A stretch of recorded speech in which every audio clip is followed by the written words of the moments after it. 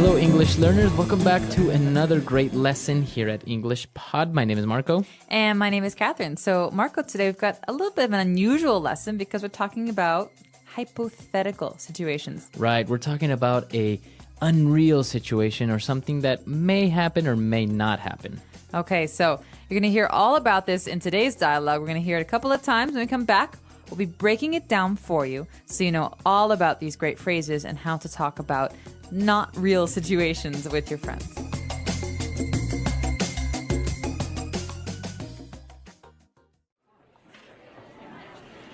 Okay, next question. If Eric asked you out on a date, what would you say? Duh, I would say yes. Eric is the most popular kid in school. Okay, my turn. What would you do if you won the lottery? Let's see. If I won the lottery, I would buy 2 tickets for a trip around the world. If you buy me a ticket, I'll go with you for sure. My dad would freak out if I even mention a trip like that. All right, this is a good one. What would your mom say if you told her that you're going to get married? If I told her that, she would faint and have me committed.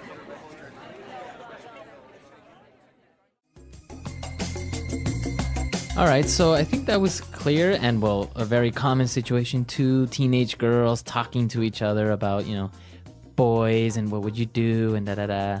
Guys do this too, so don't just put this on the girls, okay?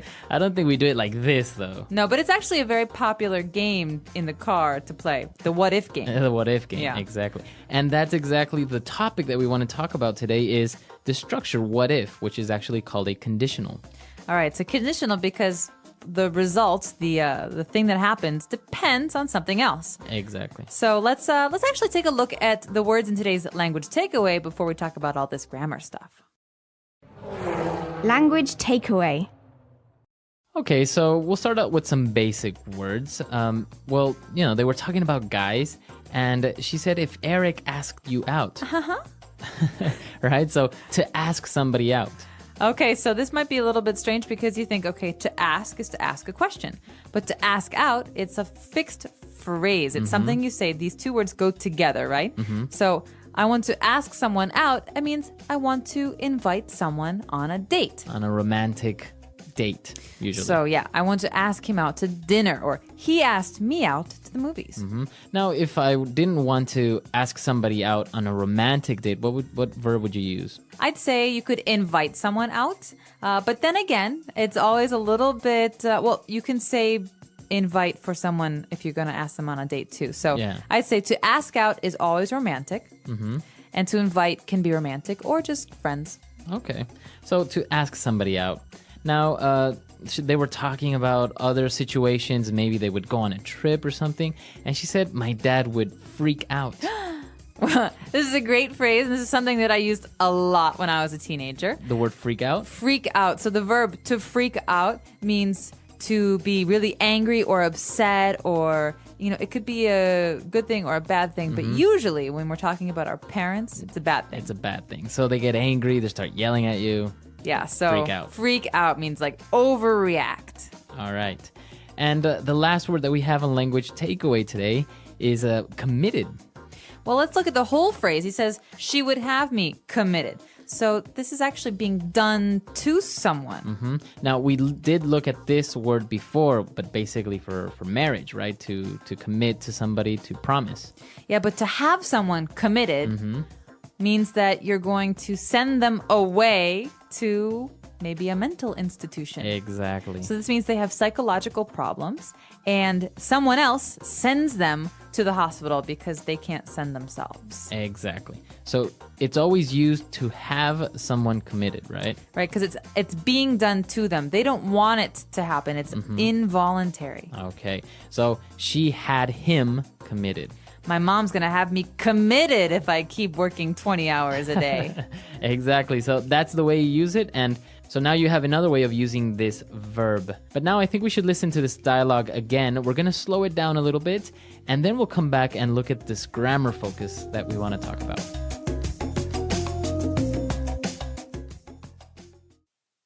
Okay, next question. If Eric asked you out on a date, what would you say? Duh, I would say yes. Eric is the most popular kid in school. Okay, my turn. What would you do if you won the lottery? Let's see. If I won the lottery, I would buy 2 tickets for a trip around the world. If you buy me a ticket, I will go with you for sure. My dad would freak out if I even mention a trip like that. All right, this is a good one. What would your mom say if you told her you were going to get married? If I told her that, she would faint and have me committed. All right, so we understood all the vocab now. Now let's take a look at these unreal situations and what we were saying, the what if game. Right. So I think it's important to push these into 2 different categories, right? We have one kind where it's very unrealistic. It's probably not going to happen, that kind of situation. And the other one is a situation that could very well happen, something that's probably very common. Okay. So the first one we're going to talk about is very unrealistic situations, things that probably won't happen. Okay, so let's take a look at an example that we found in the dialogue. The most common one, and I think everybody gets asked this question, is if you won the lottery, what would you do? Okay, if you won the lottery. So this is a situation that's very uncommon, right? Not many people win the lottery. So we have to say, if you won the lottery. So we use this verb in the past tense. If you won the lottery, if this happened, what would you do? Right. All So, right. Catherine, if you won the lottery, what would you do? If I won the lottery, I would buy a boat and sail around the world with my friends. All right. So another example, again, using the same structure, right? The verb in the simple past tense, we would say, if you were stuck on an island with one other person, who would that be? All right. So if you were stuck on a desert island with one person, who would that person be? So Marco, I'm going to ask you, who would it be? I think it would be an engineer or a scientist that could probably get me off the island. What about your girlfriend? No, well, that's the point. If I can get to her quicker. Oh, okay.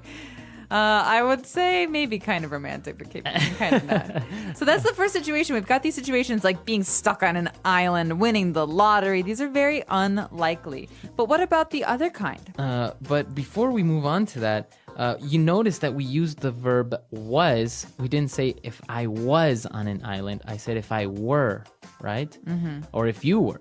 So this is the way that you use it in these conditionals. If I were you, or if you were president of the United States. Yeah, this is a rule. So this is a grammar rule. We're not going to describe why it happens because it's very, very complicated and you can look it up on our site, but we're going to describe how to use it. That's the most important. So we can say, for example, Marco, if I were you, I would dye my hair red. Why? I don't know. I think it would look cool. I don't think so. So if I were you, I would. Or if you were me, what would you do? Exactly. So we always use it like this, right? If you're going to use this conditional, always use were for the subject, never was. Right. So you can tell this very, very big grammar issue. A lot of English speakers make this mistake. Yes, very many. So, but now you know that you shouldn't make this mistake and you can speak properly. All right. So now that we've seen these semi-unreal situations, let's move on to something that's a little bit more probable that it may happen. Right, so we've got these situations that are common or likely. For example, in this lesson we hear, I will go with you for sure. So this is, if you buy me a ticket to travel, of course I will go with you. So if you buy, this is in the present tense. If you buy, then I will. Right. Right. So now you notice the difference. The verb is in the present, and then we use, instead of would, we use will. So again, I can say, if it rains tomorrow, I will stay home and watch TV all day. Okay, so think about this. Before we talked about going to desert islands. Now we're talking about rain and the weather. They're very, very different. The rain is very common. So we can say, if it rains tomorrow, I will need an umbrella. What about this? If we have lunch tomorrow, what will we eat? So we have lunch pretty much every day, right? Yeah, pretty much. So again, it's a situation that is very probable. So if we have lunch tomorrow, we will probably eat, I don't know, pasta, I think. I'm Yeah. feeling like pasta tomorrow. Pasta, Yeah. some noodles. Yeah. All right, so Marco, let's take another listen to some of these phrases and try and figure out, while you're listening, which kind of conditional it is, first or the second. Example 1. If it's sunny today, we will go to the park. Example 2. I would get a divorce if I were you. Example 3.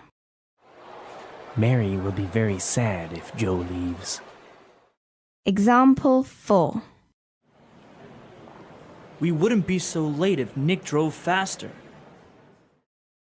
Very good. So we heard different examples, and the first conditional is the one that we mentioned is very probable, and the second conditional is the one that's not so probable. So they're very easy to distinguish. You don't really need to know the names, just know how to use them, right? Exactly. And so just remember, if you were me, what would you do? We've got these kind of pairs, these words that go together. And the other one is more common. It's if it rains tomorrow, I will bring an umbrella.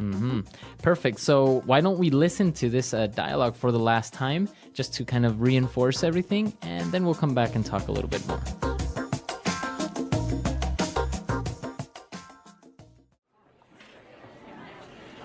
Okay, next question. If Eric asked you out on a date, what would you say? Duh. I would say yes. Eric is the most popular kid in school. Okay, my turn. What would you do if you won the lottery? Let's see. If I won the lottery, I would buy 2 tickets for a trip around the world. If you buy me a ticket, I'll go with you for sure.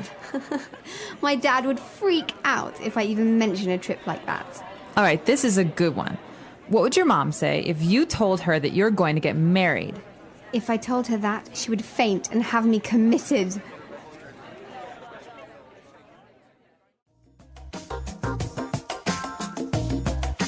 So, Marco, if we talk any more about grammar, someone's going to have me committed. It is a little bit difficult to talk about grammar, especially on a podcast, because it's such a difficult topic and it's also kind of heavy, right? It is, but I'll tell you this. These are very, very common phrases. People use these all the time. We talk in hypotheticals very often. Yeah. So if you're asking for advice, for example, or if you're just playing a game in the car, you're going to encounter these, and it's very important to be able to know how to use them. So, and this is what we want to see now. Please come to our website at englishpod.com, and you have a million questions. You have a million hypotheticals that you can leave on our website. So let us know. Ask us the craziest, funniest, weirdest questions that you can, right?